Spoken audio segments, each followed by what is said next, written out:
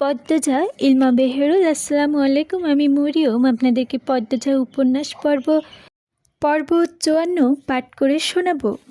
আমিনা দূরে সরিয়ে দাঁড়িয়েছেন। তিনি বরাবরই অন্যরকম মানুষ, অহংকারী, হিংসুটে, অন্যদের ভালো দেখতে পারে না।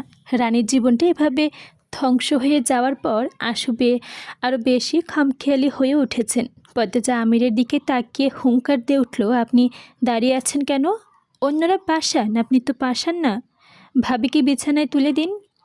পদ্মজার কথায় আমির রুম্পাকে কোলে তুলে বিছানায় শুইয়ে দিল। আমির আর ফারিনা ছাড়া বাকি সবাই বিরক্তির কপাল ভাঁজ করে চলে যায়। তারা অসন্তুষ্ট। খোলে যাওয়ার আগে বিড়বিড় করে পদ্মজাকে অনেক কিছু বললেন। পদ্মজা সেসব কানে নেননি, শুধু অবাক হচ্ছে। মানুষগুলোর প্রতি ঘৃণা হয়। সে রুম্পার জ্ঞান ফেরানোর চেষ্টা করছে। আমিরকে বলে কবিরাজ নিয়ে আসতে। আমির চলে যায় ফারিনার কাছ থেকে। পদ্মজা জানতে পারল তিনি 2 বছর পর রুম্পাকে দেখছেন। কি অবাক কাণ্ড! কখন চুল কাটা হয়েছে জানে না। পদ্মজা জানতে চাইল কেন এত ভয় পান বাড়ির পুরুষদের। একটু শক্ত হলে কথা বললে ভাবিকে দেখতে আসতে পারলেন না? ভাবির মা বাপের বাড়ি কোথায়? ওনারা মেয়ের খোঁজ নেন না? রুম্পার মা বাবা নাই, ভাই আছে 2টা। ভাইগুলো আগে খোঁজ নিত, পাগল হোনার পর থেকে নাম নেয় না। মানুষ এত স্বার্থপর কি করে হয় আম্মা? ফারিনা রুম্পার শাড়ির ময়লা ছেড়ে দেন, ঘরদোর পরিষ্কার করেন। রুম্পার জ্ঞান ফেরে ঘণ্টাখানেক পর, কিন্তু কথা বলার শক্তিটুকুও নেই তার। সে ড্যাব করে পদ্মজার দিকে তাকিয়ে থাকে, যেন পদ্মজার জন্য অপেক্ষায় ছিল। পদ্মজার জন্যই বেঁচে আছে। কিছু বলার চেষ্টা করছে কিন্তু পারছে না। কতদিন ধরে পানি ছাড়া কিছুই দেওয়া হচ্ছে না। ঘরের এক কোণে বালির বস্তা রাখা। ক্ষুধার চোটে কতবার বালি খেয়েছে। পেটে খারাপ হয়ে পুরো ঘর নষ্ট করেছে। বমি করতে করতে ক্লান্ত হয়ে গতকাল থেকে সে অজ্ঞান। তবুও কেউ এসে দেখেননি। পদ্মজার চোখের জল আপনা আপনি পড়ছে। রুম্পার কষ্ট তাকে তুমড়ে মুচড়ে দিচ্ছে। সে মনে মনে শপথ করে রুম্পাকে নিয়ে শহরে যাবে। ফারিনা ও পদ্মজা মিলে রুম্পাকে গোসল করালো, নতুন শাড়ি পরিয়ে গরম গরম ভাত খাওয়ালো, চুলে তেল দিয়ে দিল। খাওয়া শেষে রুম্পা বিছানায় নেতিয়ে পড়েছে। শরীরের শক্তি আসতে সময় লাগবে। একটু ঘুমালেই পুনরুদ্ধার হবে গায়ের জোরের। পদ্মজা রুম্পার মাথায় হাত বুলিয়ে দিয়ে বলল, ঘুমাও ভাবি। পদ্মজার টের পেল রুম্পার দুর্বল 2টি হাত পদ্মজার হাত শক্ত করে ধরতে চাইছে। সে রুম্পার 2 হাত শক্ত করে ধরে বলল, আমাকে ছেড়ে কোথাও যাব না। রুম্পার চোখ বেয়ে জল গড়িয়ে পড়ে। পদ্মজার জল মুছতে দিল। ফারিনাকে বলল, আম্মা আমি আমার ঘর থেকে আমার কোরআন শরীফ আর জায়নামাজ নিয়ে আসি, আর ওনাকে বলে আসি আপাতত আমি রুম্পার ভাবির সঙ্গেই থাকবো। যাও তুমি, আমি এখানে আসি। পদ্মজা বেরিয়ে গেল। বারান্দা পেরোবার সময় উঠোনে চোখ পড়ে। সেখানে পূর্ণা রানী বাচ্চাদের নিয়ে গোল্লাছুট খেলছে। পূর্ণার পরনে শাড়ি। মেয়েটা এত সত্যি হলো কি করে? সে চোখ সরিয়ে নিজের ঘরের দিকে গেল। সন্ধ্যার আজান পড়ার বেশি দেরি নেই। রানী এক দল নেতা, পূর্ণার দলের নেতা। 2 দলের নাম শাপলা আর গোলাপ। প্রতি দলে 6 জন করে। বাচ্চাগুলোর বয়স 9-10। আলো আগল ঘরের বারান্দায় চেয়ারে বসে আছে। মৃদুল আগল ঘর থেকে বেরিয়ে বলল, এই বাচ্চারা, আমিও খেলতাম। রানী বলল, না না, তোরে নিতাম না। পূর্ণা মৃদুলকে দেখে অন্যদিকে চাইল, আর ভীষণ লজ্জা করছে মৃদুলের সামনে পড়তেই। মৃদুল আরেকটু এগিয়ে এসে বলল, ডরাইতাছোস? ডরানিরই কথা। এই মৃদুলের সঙ্গে কেউ পারে না। আর তুই তো মুটকি, কেমনে পারবি? আমি তো 4 মাসের বড়। সম্মান দিয়ে কথা ক। মাঝখান থেকে সর, খেলতে দে। ধুর, তোর শরীর এখন খেলার সময়? তুই খেলতাছোস, সর।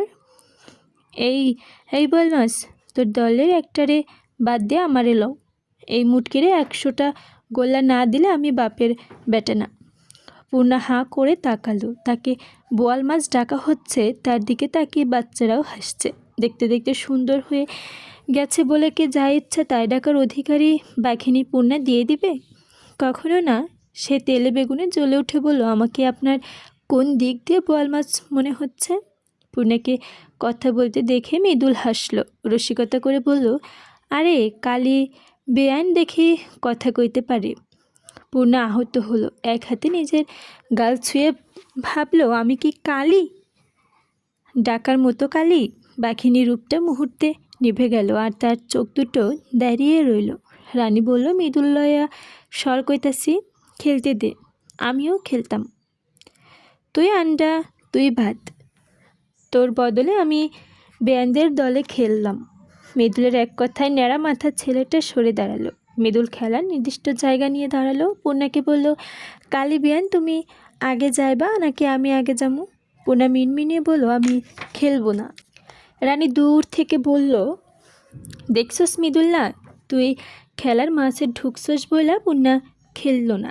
সব সময় কেন খেলা নষ্ট করে দেস তুই? মৃদুল যেসব কথায় ভ্রুক্ষেপ করল না, সে রসিকতার স্বরেই বলল, আরে বেয়ান শক্তি ফুরায় গেছে, আর খেলতে পারবে না। এই আড্ডা তুই আয়, বেয়ান খেলবো না, তুই আজই হারবি আপা। রানী আত্মবিশ্বাসের সঙ্গে বলল, আমার দলই জিতব। আগে আগে চাপা মারিস না, আমার মতো দেখায় না। এই পেটওয়ালা তুই আগে যা। পূর্ণা ব্যথিত মন নিয়ে আগল ঘর পেরিয়ে অন্দরমহলের দিকে পা রাখেন। সে কোলে নিজেও জানে না, কিন্তু কেউ কালী বলে তার খুব খারাপ লাগে। আল্লাহ কেন তাকে সৌন্দর্য দিলেন না? একটু ফর্সা করে দিলে কি হতো? তার আপার মতো কালো রঙে সবাই কেন সৌন্দর্য খুঁজে পায় না? পূর্ণার দুই হাত দিয়ে চোখের জল মুছছে, অভিমানী মন থেকে থেমে থেমে কাঁদছে। এই শাড়ি তো মৃদুলের দৃষ্টি আকর্ষণের জন্যই পরেছিল, দরকার নেই এই চকচকে পুরুষ। কেউ তাকে কালী বলে সে ভীষণ রাগ করে, ভীষণ। শুনশান নীরবতার চারদিকে রাত গভীর থেকে গভীরতর হচ্ছে। রুম্পা বিভোর হয়ে ঘুমোচ্ছে। পদ্মজা তীর্থে কাকের মতো অপেক্ষা করছে কখন রুম্পার চোখ খুলবে। পদ্মজা বসে আছে লিলিপ্ত ভঙ্গিতে। দরজা কেউ ঢোক দিতেই পদ্মজা সাবধান হয়ে গেল। রুম্পার নিরাপত্তা নিয়ে তার মন অস্থির হয়ে আছে। সে গম্ভীর কণ্ঠে জানতে চাইল, কে কে ওখানে? আমি। আমিরের কণ্ঠ শুনে পদ্মজা ফোঁস করে নিঃশ্বাস ছাড়ল। খুলে দিল দরজা। আমিরের চুল এলোমেলো, ক্লান্ত দেখাচ্ছে। সে পদ্মজাকে দেখে বলল, ঘুম ভেঙে গেল, তোমাকে মনে পড়ছে। আমি তো এখন যেতে পারবো না, আমি থাকি তাহলে। আমিরের নির্বিকার কণ্ঠ। পদ্মজা চোখ রাঙিয়ে বলল, শীতের রাতে মেঝেতে থাকবেন? রুম্পা ভাবি বিছানায় ঘুমাচ্ছে, এই ঘরে থাকলে মেঝেতে থাকতে হবে। ঘরে যান, মেঝেতেই থাকবো। আপনি সব সময় ঘাটতারামি করেন কেন? আপনাকে তো আমি বলে এসেছি কতটা দরকার রুম্পা ভাবির সঙ্গে থাকা। গত দিনও বোনদের সঙ্গে ছিলে, আজ রুম্পা ভাবির সঙ্গে থাকতে চাইছো। কয়টা দিনই তো আজীবন একসঙ্গেই থাকবো। আচ্ছা যাচ্ছি। এখনও ঘুমাওনি কেন? পদ্মজা একবার রুম্পা ভাবিকে দেখে বলল, এই তো ঘুমাবো। আমি চারপাশ দেখে বলল, সাবধানে থাকবে। হৃদয় দোতলায় ঘুরঘুর করছে, ভয় পাবে না, আমি আছি। পদ্মজা আমিরের চোখের দিকে তাকালো, বলল, আপনি আমার সঙ্গে থাকতেন নয়, দেখতে এসেছেন আমি ঠিক আছে কি না, তাই না? একদমই ভয় পাবেন না, আমার কিচ্ছু হবে না। আমি দুই হাতে পদ্মজার দুই গালে ধরে বলল, আমি তো জানি আমার পদ্মবতী কতটা সাহসী, এজন্য তো বাড়িতে আসার সাহস করতে পেরেছি। আল্লাহ ধুয়েছে, এবার যান। আমির হেসে চলে গেল। পদ্মজা অনেকক্ষণ অন্ধকার বারান্দায় তাকিয়ে রইল। এরপর দরজা বন্ধ করে শুয়ে পড়ল বিছানায়। আমিরকে সে কতটা ভালোবাসে সেটা নিজেও জানে না। আমিরের প্রতিটা স্পর্শ, কথার ছন্দে হৃদয় স্পন্দিত হয়। আমিরের পাগলামি, খেয়াল রাখা, দায়িত্ববোধ সব কিছুই পদ্মজাকে মুগ্ধ করে। একজন আদর্শ স্বামী বোধ হয় এমনই। আমিরের কথা ভাবতে ভাবতে কখন যে সে ঘুমিয়ে পড়ল। ভালোবাসার মানুষদের নিয়ে ভাবা সময় জাদুর মতো। চোখের পলকে নির্ঘুম রাত কেটে যায়, নয়তো নিজের অজান্তে আবেগে ঘুম চলে আসে। সকালে উঠতেই পূর্ণাকে নিয়ে ডেকে তুলল পদ্মজা। এরপর রুম্পার ঘরে এসে নামাজ পড়ল, কোরআন পড়ল। রুম্পার ঘুম আরও কিছুক্ষণ পর ভাঙে। রুম্পাকে ধরে টয়লেটে নিয়ে গেল পদ্মজা। তারপর গেল রান্নাঘর থেকে খাবার আনতে। ফারিনা মাত্র চুলা থেকে খিচুড়ি নামিয়েছে। আম্মা, ভাবির জন্য খিচুড়ি নিয়ে যাই, বলল পদ্মজা। ফারিনা হেসে বললেন, এটা আবার কখন লাগে, লইয়া যাও। তুমি খাইবা কোন সময়? ভাবিকে খাইয়ে এসে তারপরে ওনাকে নিয়ে খাবো। আম্মা, রাতে মুরগির গোস্ত আছে না? হ, আছে তো। এই যে ওই পাতিলটায়। পদ্মচা গরম গরম খিচুড়ির সাথে গোস্তর ভুনা দিয়ে নিয়ে গেল। ঘরে ঢুকে দেখে রুম্পা মেঝেতে পড়ে আছে। পদ্মজা থালা বিছানার উপর রেখে রুম্পাকে তোলার চেষ্টা করে। অবাক হয়ে প্রশ্ন করে, ভাবি মেঝেতে পড়লেন কিভাবে? রুম্পা কিছু বলছে না। সে উদ্ধারের জন্য ছটফট করছে, এদিক ওদিক তাকাচ্ছে, পদ্মজাকে দূরে ঠেলে দেওয়ার চেষ্টা করছে। পদ্মজা বিস্মিত, রুম্পা এমন করছে কেন? সে রুম্পাকে প্রশ্ন করেই চলেছে। কেউ এসেছিল ঘরে? কে এসেছিল? ভয় দেখিয়েছে? ভাবি ভাবি বলুন না আমাকে। ভাবি, ধাক্কাচ্ছেন কেন? আমি আপনার জন্য খাবার এনেছি। খাবারের কথা শুনে রুম্পা থমকে গেল। পদ্মজার দিকে এক নজর তাকিয়ে বিছানার দিকে তাকিয়ে ঝাঁপিয়ে পড়ল খাবারের উপর। গরম খাবার গাপুস গুপুস করে খেতে থাকলো। পদ্মজা বিস্ময়ে হতবুদ্ধি হয়ে পড়েছে। এমনভাবে রুম্পা খাচ্ছে যেন আর কোনো দিনও খাওয়া হবে না, সুযোগ আসবে না। পদ্মজা পানি এগিয়ে দিল। রুম্পা অল্প সময়ের ব্যবধানে পুরো থালার খিচুড়ি এক বাটি গোস্ত খেলো। খাওয়া শেষে পদ্মজা নমনীয় কণ্ঠে প্রশ্ন করলো, ভাবি আমার সঙ্গে একটু কথা বলবে? রুম্পা দূরে সরে যায়, দেওয়াল ঘেঁষে বসে, মাথায় দুই দিকে নাড়িয়ে ইশারা করে জানালো সে কথা বলবে না। পদ্মজা তবুও আশা ছাড়ল না। সে রুম্পার পাশে গিয়ে বসল। রুম্পার এক হাতের মুঠোয় নিয়ে বলল, আমি তোমাকে আমার সঙ্গে ঢাকা নিয়ে যাব, যাবে? রুম্পা এক ঝটকায় হাত ছড়িয়ে নিল। পদ্মজা ধাক্কা মেরে চেঁচিয়ে বলল, বাইর হ আমার ঘর থেকে, বাইর হ তুই। পদ্মজা রুম্পার ব্যবহারে পদ্মজা আহত হলো।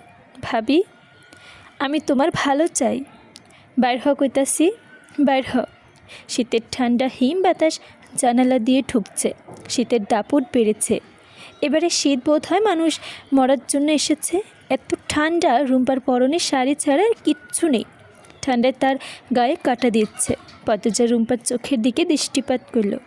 রুম্পা চোখ বারবার দরজার দিকে যাচ্ছে। পদ্মজায় উঠে স্থির হয়ে দাঁড়ালো না, ছুটে গেল দরজার কাছে। দরজার পাশে এসে থাকা আগন্তুক ছুটে পালাতে চাইল। তবে তার আগেই পদ্মজা জোরালো কণ্ঠে বলে উঠল, লুতুবুবু। লতিফা একবার ঘাড় ঘুরিয়ে পদ্মজাকে দেখল, এরপর দ্রুত পায়ে সিঁড়ি নেমে গেল নিচে। তার চোখে ভয়। আচমকা ঝনঝন শব্দ হলো একটা। পদ্মজা চকিতে ঘাড় ঘুরিয়ে তাকালো। রুম্পার পাগলামি শুরু করেছে। মুখ দিয়ে অদ্ভুত শব্দ করতে করতে ঘরের জিনিসপত্র ছুটছে। রুম্পাকে থামানোর চেষ্টা করলো পদ্মজা, বোঝালো অনেক করে। কিছুতেই রুম্পা থামল না। উল্টো তার ছেঁড়া স্টিলের গ্লাস এসে পড়ল পদ্মজার কপালে। আহ বলে বসে পড়ল পদ্মজা। সঙ্গে সঙ্গে থেমে গেল রুম্পার পাগলামি। ছুটে এসে পদ্মজার আহত স্থানে হাত রেখে উৎকণ্ঠিত হয়ে বলল, আমি তোমাকে ইচ্ছা করে দুঃখ দেই নাই বোন, বেশি বেদনা করতাছে। আঞ্চলিক ভাষায় চিকন কণ্ঠ। পদ্মজার দুই চোখ মেলে তাকালো। রুম্পার কপালে পদ্মজার ফোলা অংশ ফু দিচ্ছে। ভীষণ অস্থির হয়ে আছে। বোঝা যাচ্ছে পদ্মজাকে অনেক পছন্দ করে রুম্পা। মুখোশ খুলে বেরিয়ে এসেছে আসল রূপে। সে কঠিন নয়, পাগল নয়, বরং বড্ড নরম কোমল। পদ্মজা শান্ত স্বরে প্রশ্ন করলো, কেন পাগলের অভিনয় করো? রুম্পা হাত নেমে গেল। সে ধরা পড়ে গেছে।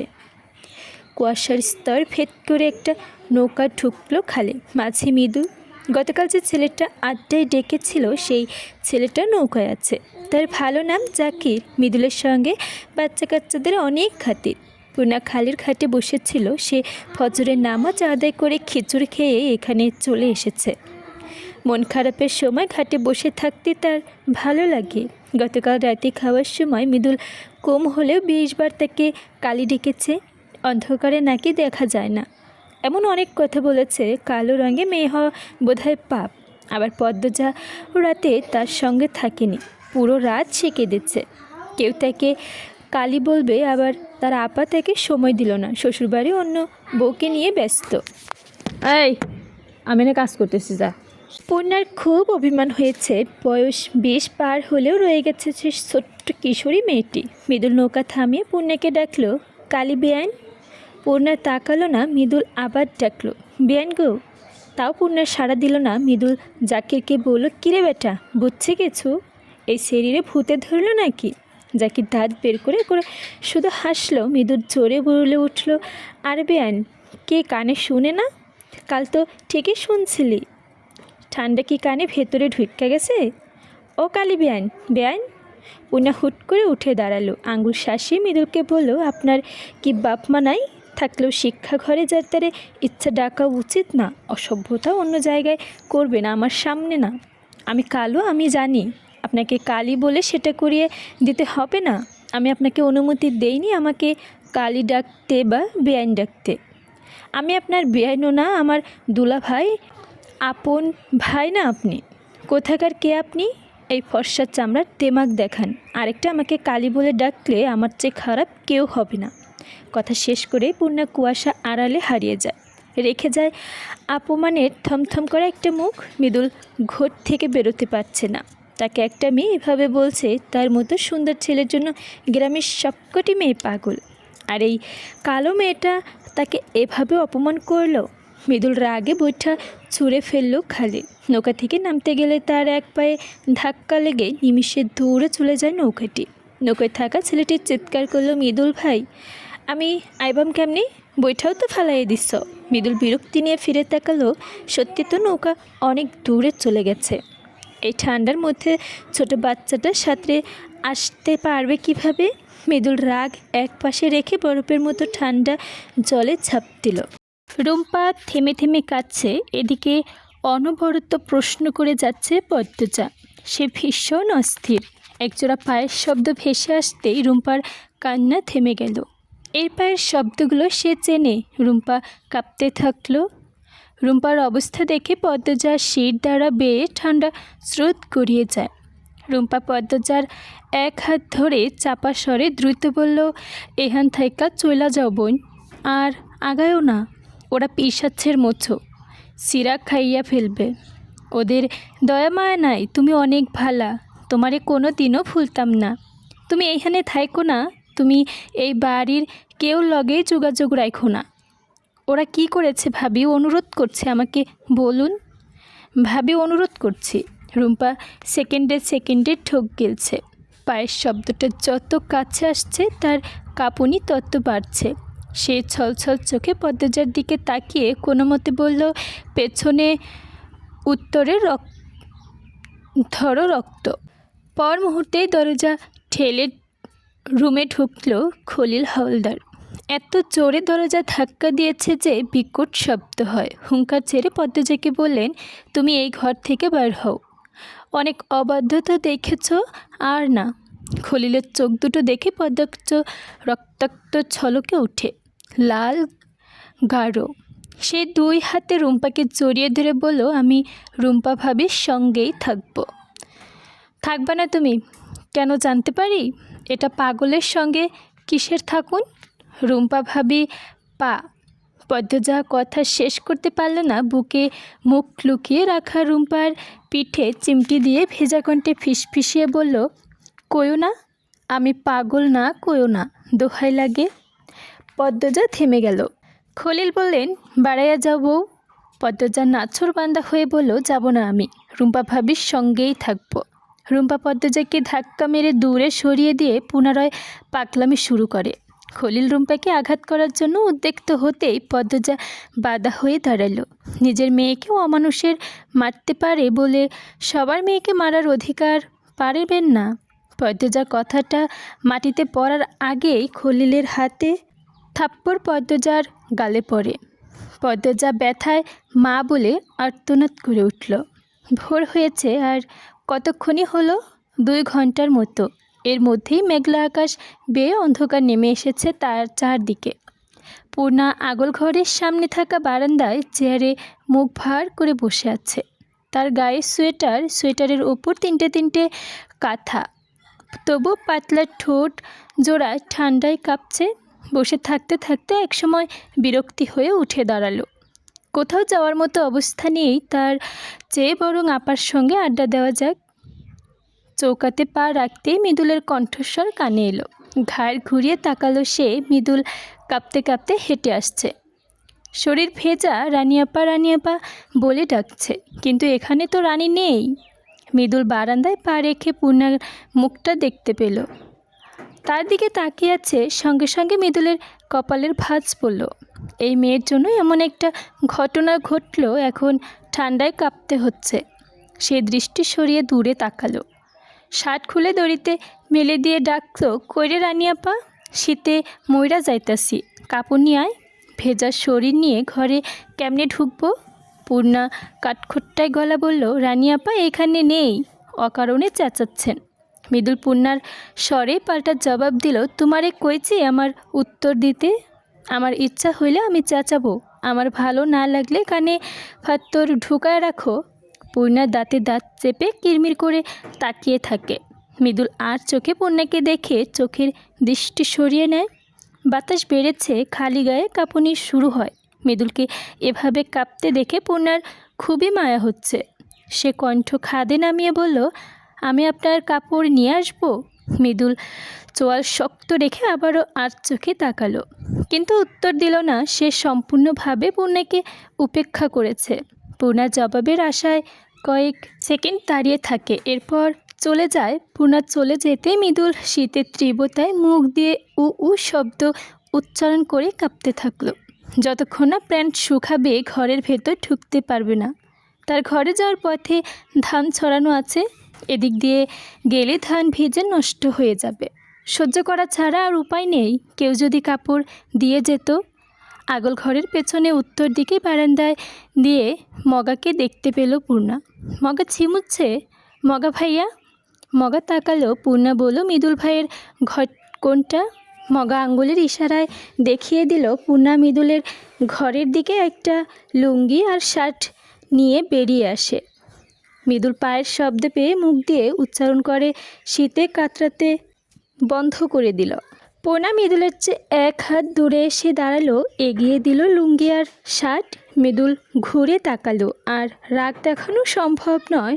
রাগে রাগে ঠান্ডায় তীব্রতায় ঠুকে গেছে, রক্ত শীতল হয়ে এসেছে। সে পূর্ণার হাত থেকে নিজের কাপড় নিতে নিতে হৃদয় থমকে দেওয়ার মতো একটা মায়াবী মুখশ্রী আবিষ্কার করলো। টানা টানা চোখ, চোখের পাপড়িগুলো এত ঘন যে মনে হচ্ছে কোনো বিশাল বটগি বৃক্ষ ছায়া ফেসে রেখেছে। পাতলা ফিনফিনে ঠোঁট, ত্বকে তেলতেলে ভাব চকচক করছে। লম্বা এলো চুল বাতাসে উঠছে। শ্যামবর্ণের মুখ এত আকর্ষণীয় হয়। কিছু সৌন্দর্যে বোধ হয় এভাবেই খুব কাছে নিতে চিনে নিতে হয়। মৃদুলের দৃষ্টি শীতল হয়ে আসে। সে আগে লুঙ্গি নিল। পূর্ণা অন্যদিকে ঘুরে দাঁড়ালো, বলল, আমি দেখব না, আপনি পাল্টে ফেলুন। মৃদুল মোহময় কোনো টানে আবার ফিরে তাকালো, তবে মুখটা আর দেখতে পেল না। মায়াবী মুখটা অন্যদিকে ফিরে আছে। সে লুঙ্গি পাল্টে মিনমিনিয়ে বলল, শার্টটা। পূর্ণা হেসে শার্টটা এগিয়ে দিল। মৃদুলের এলোমেলো দৃষ্টি। হুট করেই বুকে ঝড়ো বাতাস বইছে। কি আশ্চর্য! পূর্ণা গর্বের সঙ্গে বলল, আমাকে কালী বলে কষ্ট দিলেও আমি আপনাকে কষ্ট দিয়ে দেখতে পারি না। আমি সব সময় মহৎ।